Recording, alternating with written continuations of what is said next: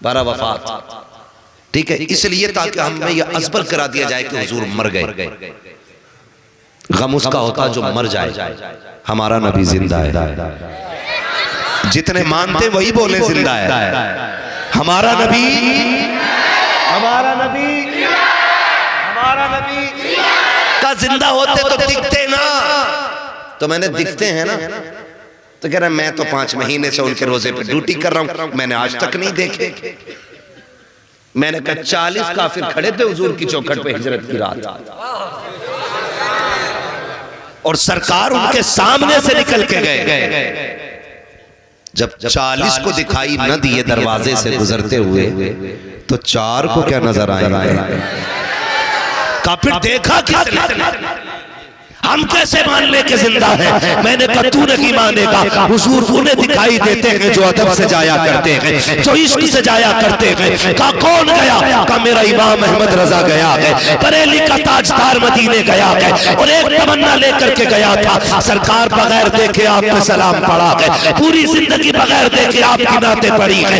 आज अहमद रजा मदीने आ गया है, आज बगैर देखे नहीं पड़ेगा, बल्कि सरकार पहले जलवा दिखाइए, फिर अहमद रजा आपके सर को देखेगा तो फिर झूम के कहेगा मुस्तफा जाने रहमत, पहला को सलाम, शमे बज़ में हिदायत, पहला को सलाम। आपके माथे को देखेगा तब कहेगा जिसके माथे शफाअत का सेहरा रहा, उस जमीन सादत, पहला को सलाम। सरकार जलवा दिखाइए, आपकी आंखों को पहले देखूंगा, फिर कहूंगा नीची आंखों की शर्मो हया पर दुरूद, ऊंची बीवी की रिफत पे लाखों सलाम। कहते गए रोते गए, लेकिन दीदार नहीं हुआ है। उसके बाद रो के कहते हैं वो सुए लालजार फिरते हैं, तेरे दिन बहार फिरते हैं, जो तेरे दर से यार फिरते हैं, कर बदल यूं ही खार फिरते हैं। कोई क्यों पूछे तेरी बात रजा, तुझसे कुत्ते गजार फिरते हैं। जैसे इतना कहा है सारे तर पर्दे हट गए, सामने मुस्तफा का जलवा था। आला हजरत ने हुजूर को देखा और ताक के कहा था तू जिंदा के वल्ला, तू जिंदा के वल्ला, मेरे चश्मे आलम से छुप जा। नारे तकबीर, नारे रिसालत, मसला के आला हजरत, मसला के आला हजरत, इश्क मोहब्बत, इश्क मोहब्बत, इश्क मोहब्बत, इश्क मोहब्बत, नारे तकबीर, नारे रिसालत। बेशक सुभान अल्लाह। चलो आगे थोड़ा सा। जी जी थके तो नहीं है ना? तैयार है भाई? है ना? कमेटी वाले हाथ उठा दे, कितने बैठे हैं कमेटी वाले? वाह वाह, सलामत। खुदा करे आज ये जलसे की कमेटी वाले करा रहे, कहलाए रहे जा रहे हैं, कयामत में हुजूर वाले कहे जाते रहे। ये नेक काम करते रहना चाहिए। खुदा आपको सलामत रखे, ठीक है ना?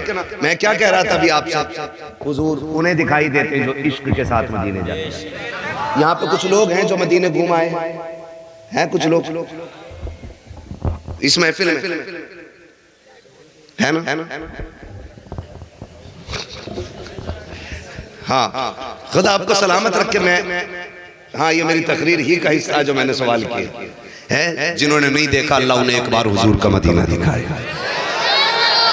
एक बार जरूर दिखा। और ये नहीं कि खाली आला हजरत ने देखा, खाली आला हजरत ने नहीं देखा। कितने आशिक ऐसे हैं कि गरीब गए हैं और हुजूर का दीदार करके लौटे, हुजूर का दीदार करके लौटे। ये दिल होना चाहिए ऐसा। दिल आपका जब इश्क का नगीना होगा ना, तो फिर सामने हुजूर का जलवा होता है ना? सामने हुजूर का। मुझे वो बात याद आ गई, ये बता दूं आपको। एक साहब हज करके आए, बड़े गरीब बंदे थे वो, बहुत गरीब थे। जब से वो हज करके लौटे ना, बूढ़े आदमी थे, बुजुर्ग थे, कोई काम करते थे मजदूरी का। जब आए ना हज करके वापस, तो आंखें बंद रखते थे, खोलते ही नहीं थे, बहुत कम आंखें खोलते थे। फुर्सत मिलती आंखें बंद कर लेते। किसी ने कहा चाचा जब से लौटे हो ना हज से, आंखें बंद क्यों रखते हो? तो उन्होंने कहा था एक राज है इसमें, एक राज है इसमें।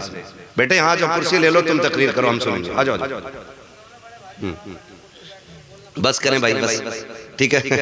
मुझे बोलने दे जरा, आप ना कहें कुछ मैं कह लूंगा। मेरे भाई हैं ये, कोई बात नहीं है। हाँ, कभी कभी चूक हो जाती है, तो थोड़ा सा मीठे लफ्जों में, ज्यादा सख्त में नहीं। ठीक है, तवज्जो है ना?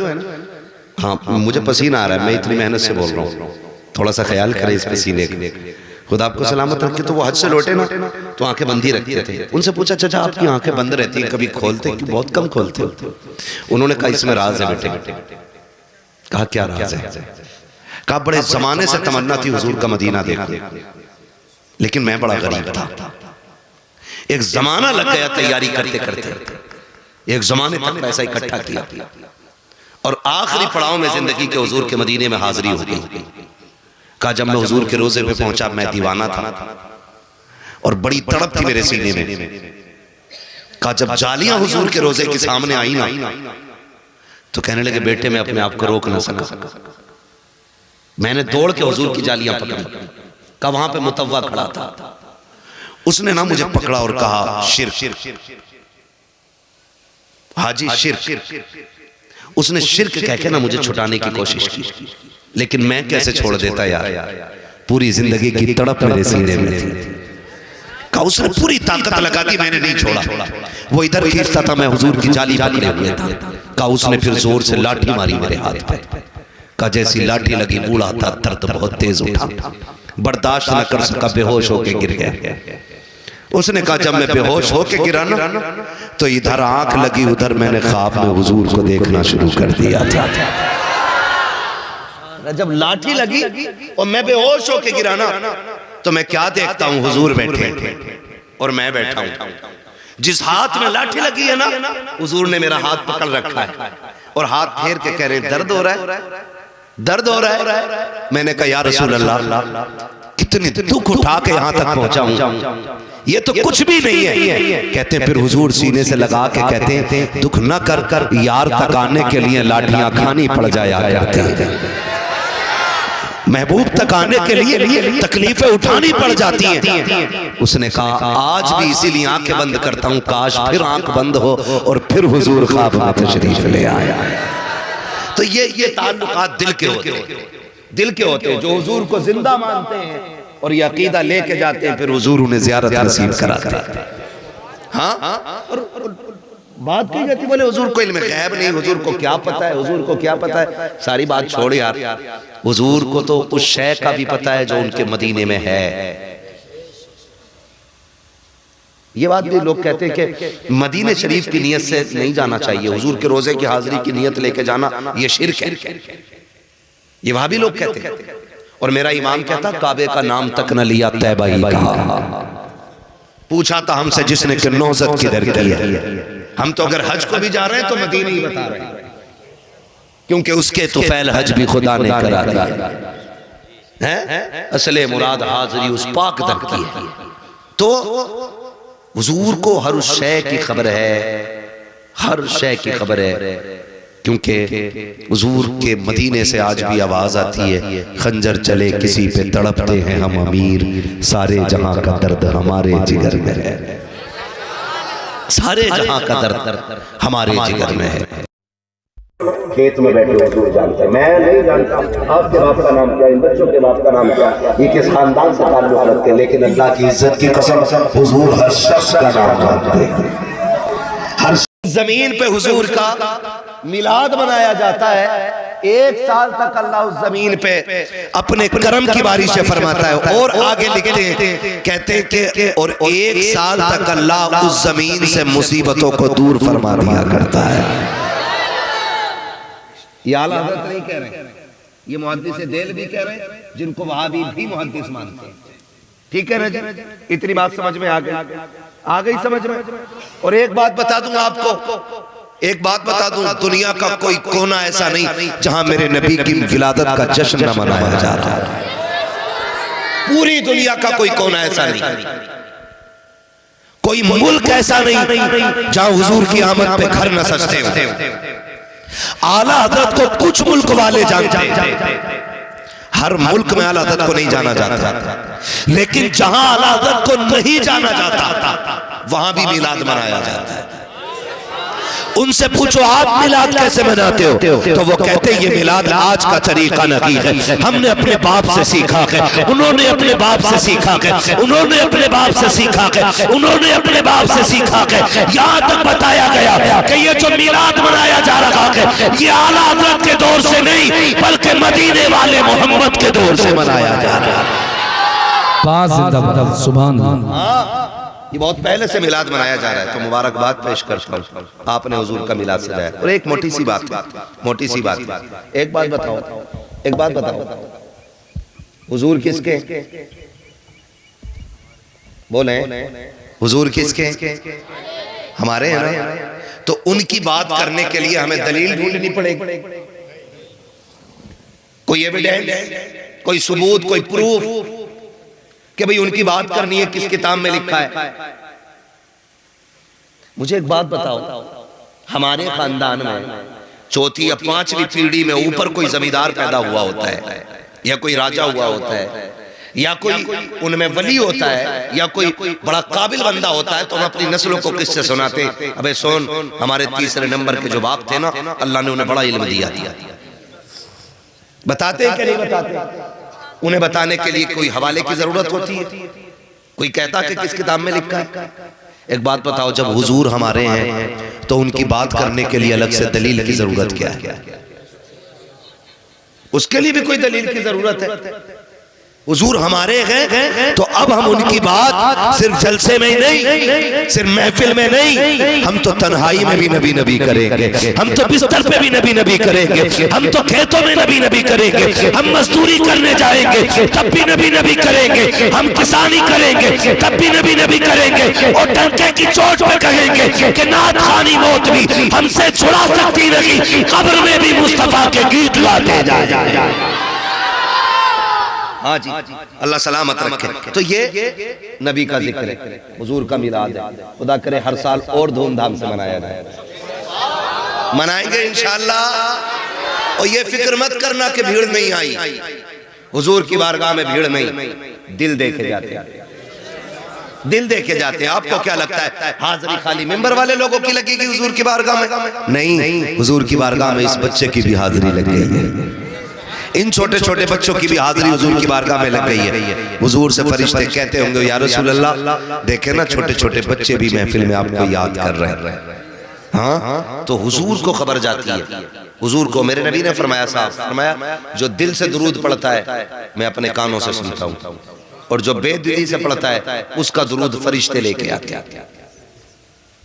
तो हुजूर का नाम जब भी लो ना तो दिल से ले लो, ताकि डायरेक्ट बात हुजूर तक पहुंचे। करेंगे ना? और अगली बात करूंगा, बड़ी बात करने लगा हूं, अल्लाह करे ये बात हजम हो जाए।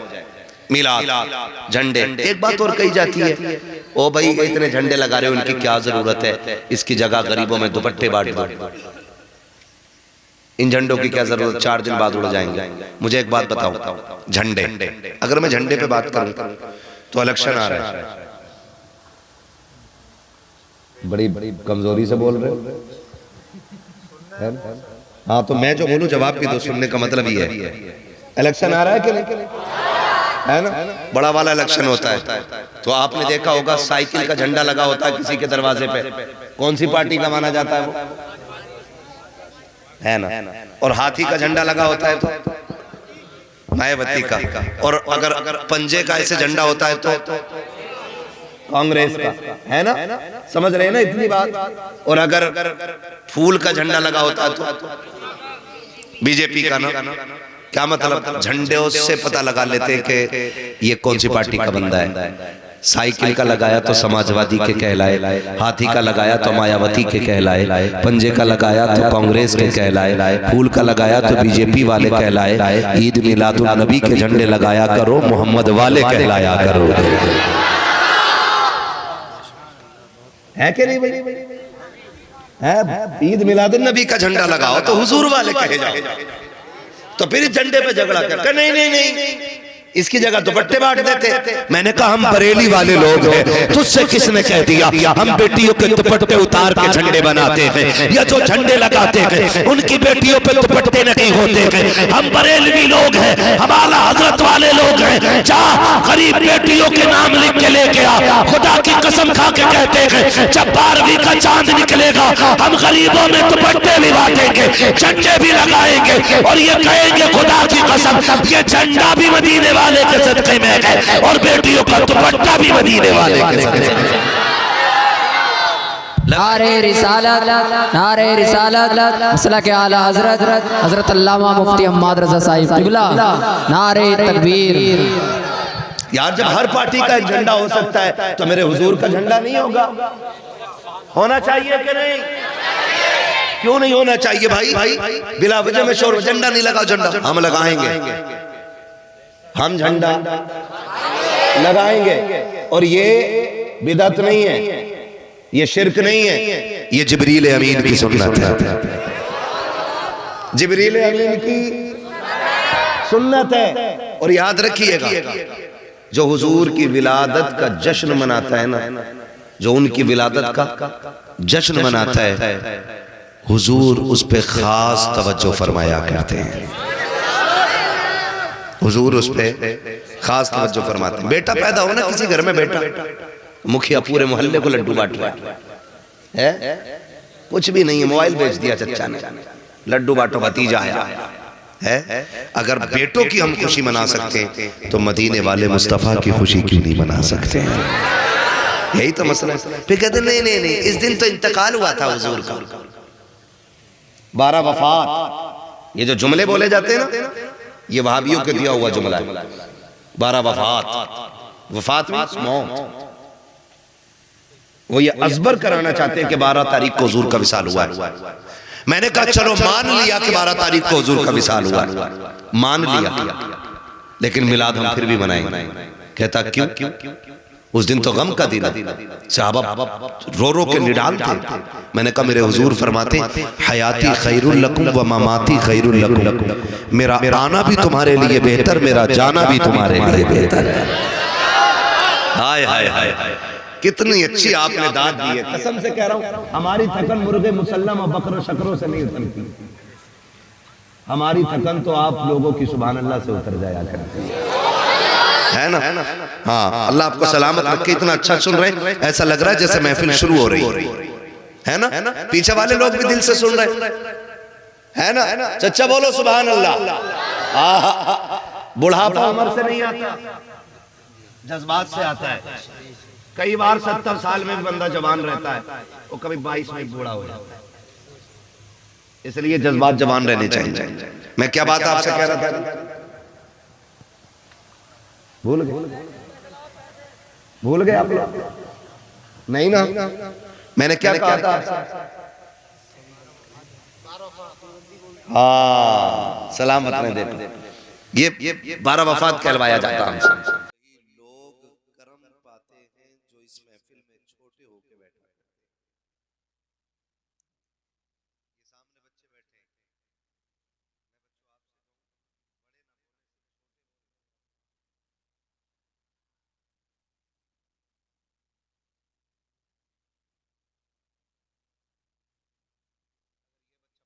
आगे आ जाए तो फिर एक साथ बड़ी पार्टी बन जाएगी। मैं पहला आदमी हूँ जो बच्चों को आगे बुला रहा हूँ। आराम से बैठे, आराम से आओ, मेरे सामने आओ, आज तकरीर सुनाऊं तुम्हें। बैठो आराम से, लेकिन बोलोगे नहीं बेटा ज्यादा। कौन सा?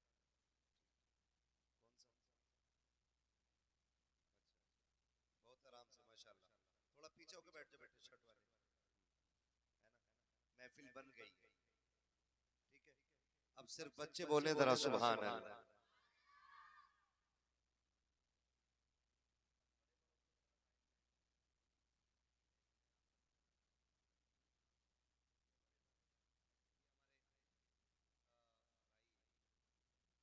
हाशिम भाई मुरादाबादी इतने अच्छे नकीब हैं, अगर कोई खतीब ना भी आए ना तो पूरा जलसा कामयाब कर लेते हैं।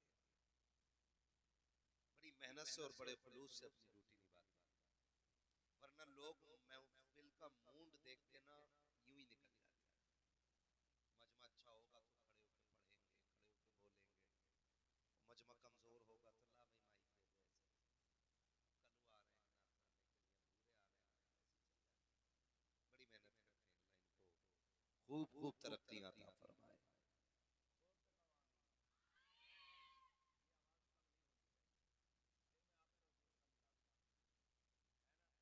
देखिए कितने अच्छे लोग हैं माशाल्लाह, सबने कुर्सियां छोड़ दी है ना।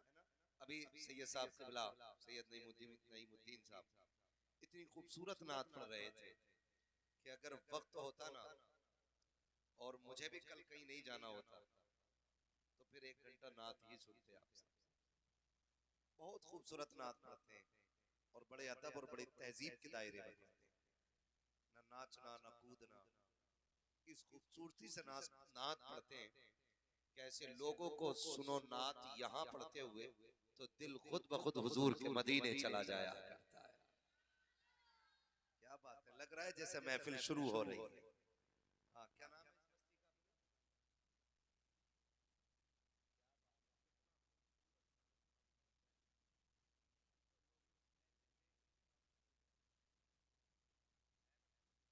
वालों की बस्ती है, टेंशन की कोई बात नहीं है।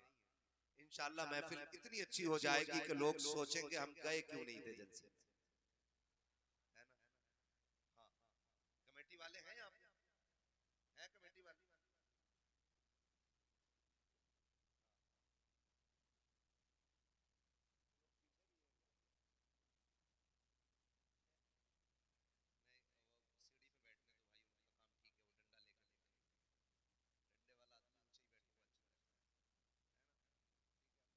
लगता है ना? अपनी ड्यूटी आप करें और हम अपनी ड्यूटी कर रहे हैं, ठीक है ना? जितने हुजूर की मोहब्बत में बैठे मैं वही कह सकता हूँ, अल्लाह सबको आज की रात के सदके हुजूर का मदीना दिखा दे। या अल्लाह जो इससे जोर से आमीन कहे उसे इसी बार माँ बाप के साथ हुजूर का मदीना दिखा दे। जो और ज्यादा जोर से आमीन कहे, या अल्लाह तेरा क्या जाता है, वो सोए ख्वाब में उसे हुजूर की जियारत नसीब करा दे।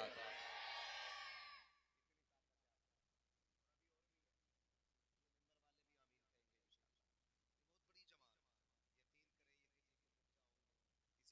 भतीजा होगा इनमें, किसी का कोई भैया होगा, ठीक है ना? लेकिन जानते हो ये सारे रिश्ते बाद में हैं और हुजूर के दीन की विरासत का रिश्ता सबसे पहले होता है। हाँ जी, ये सबसे बड़ी बात है कि ये हुजूर के दीन के बारे में हम लोग क्यों क्यों महरूम रहते हैं। इसकी वजह यह है कि हम कदर नहीं करते और चीज कदर वालों को मिलती है, चीज कदर वालों की मिलती है। आपने अमीर देखे होंगे, पुराने अमीर, ये हमारे बड़ी उम्र के लोग बैठे हैं, ये गवाही देंगे इस बात की कि इन्होंने इतनी सी उम्र के अंदर ना अपने 60 65 55 साल की उम्र में कितने अमीरों को गरीब होते देखा होगा और कितने गरीबों को अमीर होते देखा होगा। है नहीं ऐसा भाई? मैं इतनी सी उम्र में देख चुका हूँ कि जो सैकड़ों बीघों के मालिक थे आज उनके पास खुदी कौड़ी नहीं है। वक्त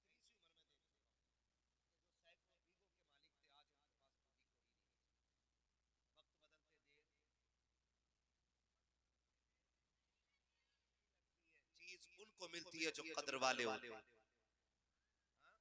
कदर वाले होते हैं। आपको मैं मुबारकबाद पेश करूं, मेरा दिल कर रहा है कि बार बार मुबारकबाद पेश करूं। क्यों? जानते हो मैं इस बच्चे को खड़ा क्यों, खड़े हो ना बेटे जरा, ये खड़ा हो, इधर इधर देखो, खड़ा हो बेटा, खड़ा हो जाए, एक मिनट खड़ा हो, खड़ा हो जल्दी खड़ा हो। ये कितने साल का बच्चा है?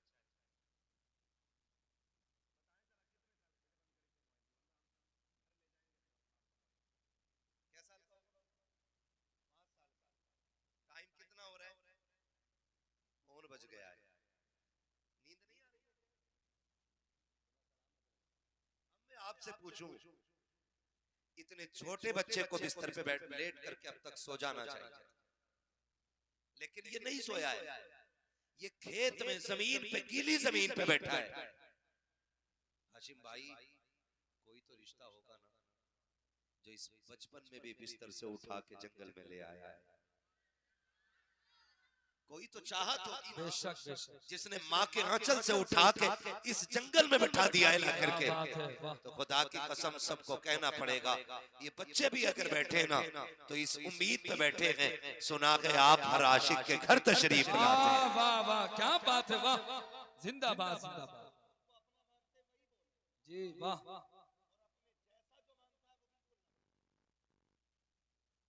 जो अपना मानता है सिर्फ वही बोले, और जो अपने जैसा मानता है वो बिल्कुल ना बोले, क्योंकि नबी हमारे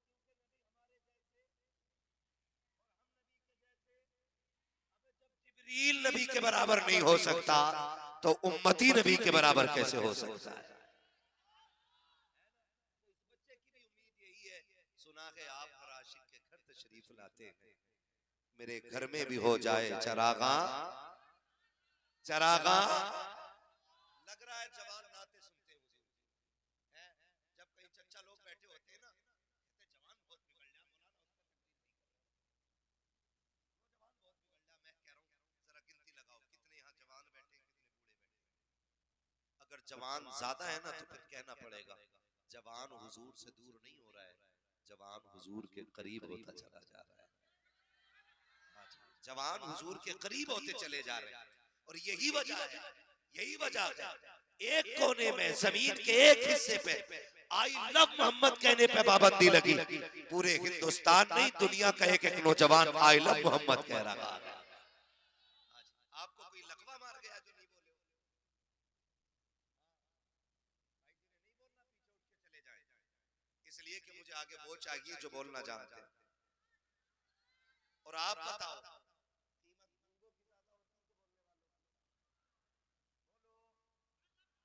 है ना किसकी ज्यादा होती है? बोलने वालों की। मैं बच्चों एक बात बताऊं, जहां बोलना हो वहां चुप ना रहना, और जहां चुप रहना हो वहां बोलना। ये मैं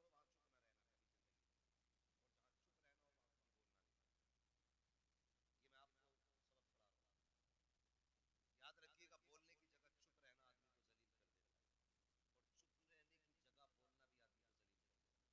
है। हमारी कौम का अलमिया अलग है, मस्जिद में चुप रहना चाहिए तो वहां सबसे बड़ी पंचायत मारता है।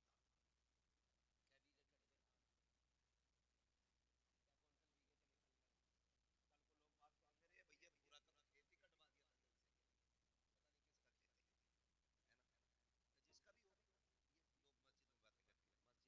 जिसका भी हो, ये लोग मस्जिद में बातें करते हैं, मस्जिदें बातें करने के लिए नहीं है, वहां नहीं बोलना चाहिए। तो वहां बहुत बोलते हैं, और अगर इमाम खुतबे में 3 मिनट लेट हो गया फिर तो वो में बोलने नहीं दिया जाएगा। सही बता रहा हूँ, वो भी कह रहा है भाई इन्हें निकाल दो।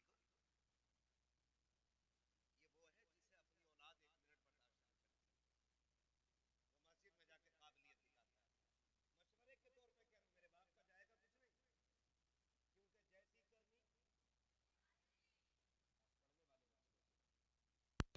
कुछ नहीं, क्योंकि जैसी करनी पढ़ने वाले पीछे पढ़ोगे ना, अल्लाह ऐसी मौत मारेगा कि कोई बचाने वाला नसीब नहीं होगा। इसलिए कभी अपने से बड़े लोगों में कमियां ना निकालना, उनके खिलाफ खड़े ना हो। तो मस्जिद में चुप रहना चाहिए और जलसों में बोलते रहना चाहिए। तो मस्जिद में बोलेंगे और जलसों में चुप रहेंगे। तोते देखे बेटे, तोते इतने बड़े होते हैं ना, बहुत गौर से सुनने बच्चे, अल्लाह सलामत रखे। बस यही देखना चाह रहा था कि ज़हन बच्चों का यही है, ये खाली बोल रहे हैं। अल्लाह इन बच्चों को सलामत रखे और लाया करो बच्चों को जलसों में, इसलिए कि जब हम कब्रिस्तान में होंगे और ये हिंदुस्तान में होंगे, 12वीं आएगी ना, ये झंडे लगाएंगे तो एक ऐसी कौम भी निकल के आएगी जो झंडों को नाजायज कहेगी, जो मिलाद को शिर्क व बिदअत कहेगी। तो ये खड़े होके कहेंगे मुंह बंद कर, ये शिर्क व बिदअत नहीं है, हम तो हुजूर का मिलाद तब से मनाते चले आ रहे हैं जब से हमने दूध छोड़ा है। इसलिए इन बच्चों को जलसे में लाया करो ताकि इन्हें हुजूर के मिलाद का पता चले। हाँ, वरना लंबे कुर्ते वाले मुख्तसर पजामे वाले मामला खराब कर देते।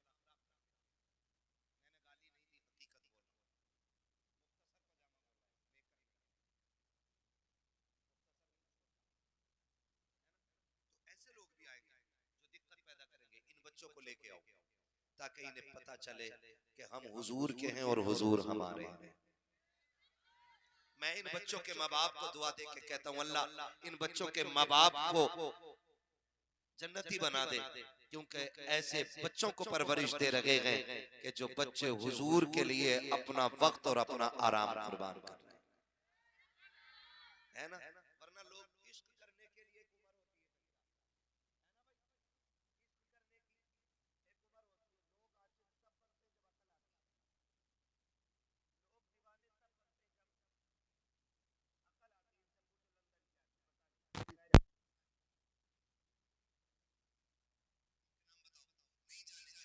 है। इनसे पूछो लंदन क्या है, पता नहीं। बच्चों से पूछो हुजूर कौन है, तो ये छोटे बच्चे भी कहेंगे सरवर कहूँ के मालिक को मौला कहूँ तुझे, बागे खलील का गुले ज़ेबा कहूँ तुझे, तेरे तो बस है तनागी से है बरी, हैरान हूँ मेरे शाह मैं क्या क्या कहूँ तुझे। गोया ये बच्चे कहेंगे कि दुनिया को अक्ल वाले जानते हैं और हुजूर वो है जिन्हें दुनिया जान करके अक्लमंद बन जाया। ये मेरे हुजूर के रिश्ते का कमाल है, खुदा सलामत रखे। तोते देखे कितने बड़े होते बेटे? बिल्कुल ठीक कही, इतने बड़े होते। तोता कैसा होता?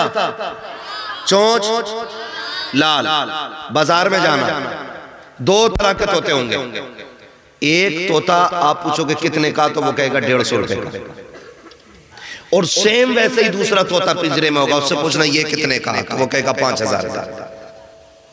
अब आप उससे ये पूछना, ये 150 रुपए वाला भी हरा है, 5000 वाला भी हरा है, चोंच इसकी भी लाल, इसकी भी लाल, कीमत में फर्क क्यों? तो दुकान वाला बताएगा ये जो 150 रुपए का है ना, ये बोलता नहीं है। समझ रहे बात? ये 150 रुपए वाला जो है ये बोलता नहीं है, और ये 5000 का इसलिए क्योंकि ये बोला करता है। तो कीमत किसकी ज्यादा होती है, बोलने वालों की या? हाँ तो फिर बोलेंगे, कितनी जोर से बोलेंगे? बोले जरा सुभान अल्लाह। ठीक है, ये महफिल हुजूर के मिलाद की खुशी में सजी है ना, मिलाद मुस्तफा के हवाले, मिलाद मुस्तफा के हवाले से सजी। याद रखें, कई बार ना लोग ऐसी भी दलीलें लेके आएंगे कि सहाबा ने मिलाद मनाया था, अबू बकर ने मिलाद मनाया, कि उमर ने मिलाद मनाया। मैं कहता हूँ सीधी सी एक बात जवानों, उनसे कहो कि सहाबा तो छोड़ो, हजरत आदम से लेके ईसा तक एक नबी बता दो जिसने मेरे नबी के आने का ऐलान किया हो। मैंने बहुत ऊपर की बात की है, एक नबी बता दो जिसने उनका मिलाद ना मनाया, जिसने उनका मिलाद ना मनाया। हजरत आदम से ईसा तक हर नबी ये कहता रहा कि वो आने वाले हैं, वो आने वाले हैं, वो आने वाले हैं। और जब आ गए तो हर सुन्नी कह रहा है वो आ गए, वो आ गए, वो आ गए। फिर क्यों ना हर गली से आवाज आए, सरकार की आमद, आका की आमद, मक्की की आमद, मदनी की आमद। और यही तो इसे लोग शिर्क कहते हैं, इसे लोग नाजायज कहते हैं। तो सुनो, चलो आला हज़रत को नहीं मानते मत मानो, उनके ऊपर की बात करो। मुहद्दिस देहलवी, जिन्हें वहाबी भी मुहद्दिस मानते हैं, इंसाफ के साथ बात कर रहा हूं, वहाबी भी जिन्हें मुहद्दिस मानते हैं, जिनकी हदीसों को वहाबी भी पढ़ते, वो क्या कहते हैं? वो कहते हैं जिस जमीन पे हुजूर की मिलाद का जिक्र होता है, हुजूर की विलादत की बातें होती हैं, अल्लाह 1 साल तक उस जमीन पे अपने करम की बारिशें फरमाता है। इतनी बात समझ में आ गई? जिन सुभान अल्लाह।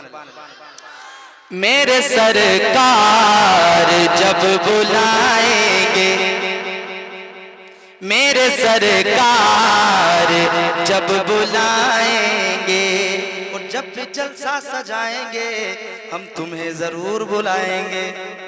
बहुत अच्छा साउंड बजा रहे हैं। मेरे सरकार जब बुलाएंगे,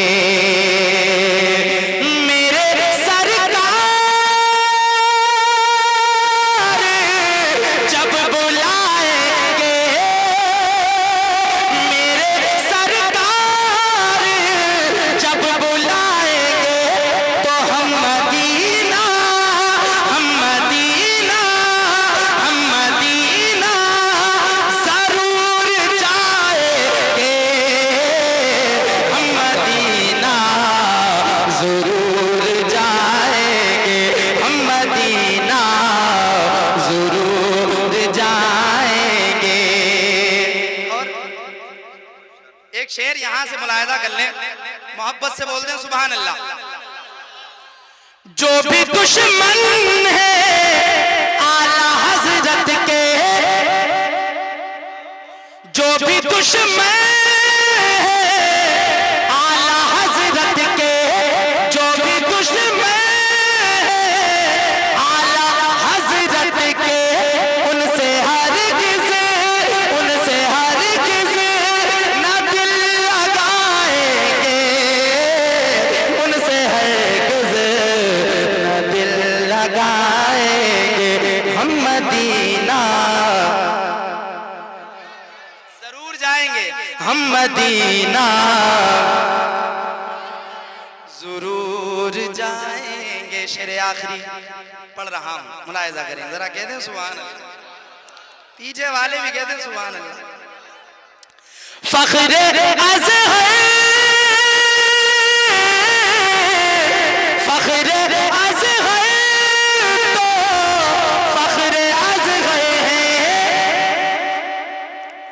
फख्र अज़हर तो फख्र अज़हर है, उनका नारा ना क्यों लगाएंगे हम मदीना ज़रूर, हम मदीना ज़रूर जाएंगे, हम मदीना ज़रूर जाएंगे, मेरे सरकार जब बुलाएंगे।